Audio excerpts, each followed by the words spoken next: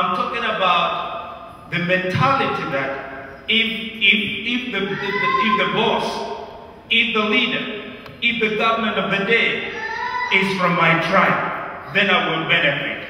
I want to say candidly on this platform, that is a lie. That is a lie. All the Kenyan baby requires is not somebody from my tribe. The Kenyan community, the East African community, the African community requires good governance so that every talent can excel. I'll give you examples. Our first president, Mzee Jomo Kenyatta, he was from Gatundu. I'm not being political. I want you to just understand. And when in Gatundu, what happens, everybody would feel the president is from my tribe and blah, blah, the president is my neighbor.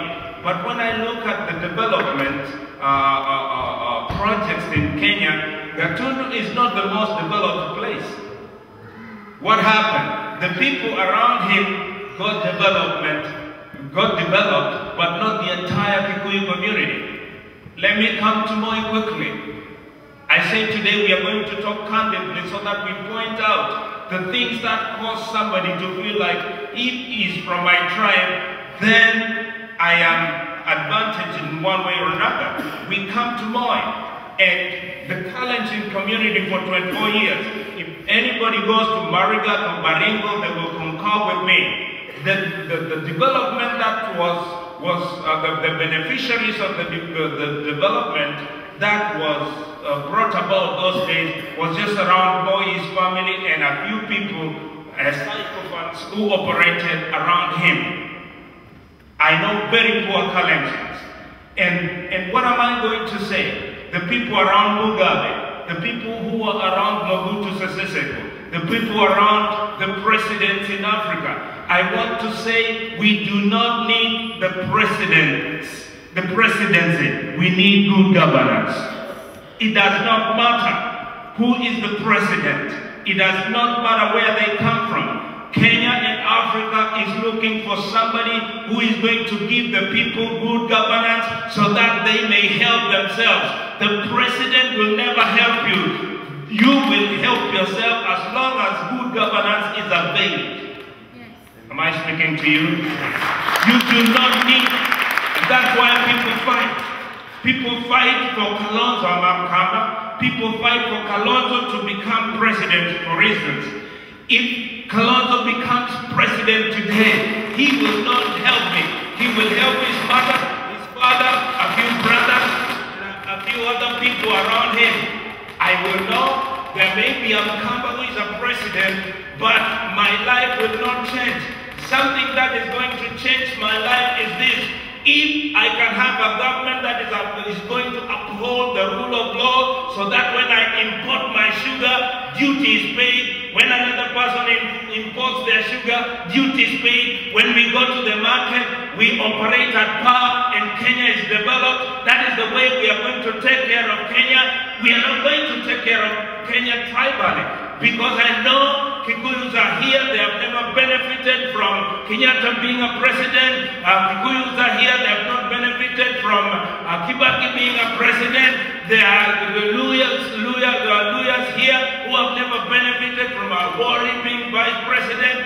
They will never benefit you. What we need in Africa is not where you come from, is whether you can give and create a platform where the baby Kenya can grow. And from this platform, we want to say in the same token, because we cannot only pray, we pray according to wisdom.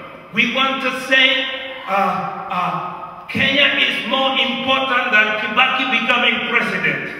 Yes. Kenya is more important than Raila becoming president. The baby is more important. And if I were in Kenya, I would read that scripture. Okay. There is a woman, innocent mama in Eldoret. She was in a church. She never did anything that rather than voting. She is not Kivu Kivuito, the ECK chairman, she's not right, she doesn't know anything. Who is to blame for whatever? This innocent woman, these innocent people, this is the baby Kenya.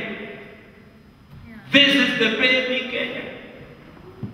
And we are asking all and sundry from here, because I'm also the president of the International Church Alliance in America, and I'm receiving reports from Maryland. I'm receiving reports from California. There are people in Worcester right now. There are people in Lowell right now doing the same thing, whatever we are doing. We need to send a message. The most important thing for us as Kenyans is the baby Kenya. The most important thing for us today is not Kibaki becoming president. The most important thing now is not Raila becoming president. The most important thing now is the Kenyan baby to be preserved.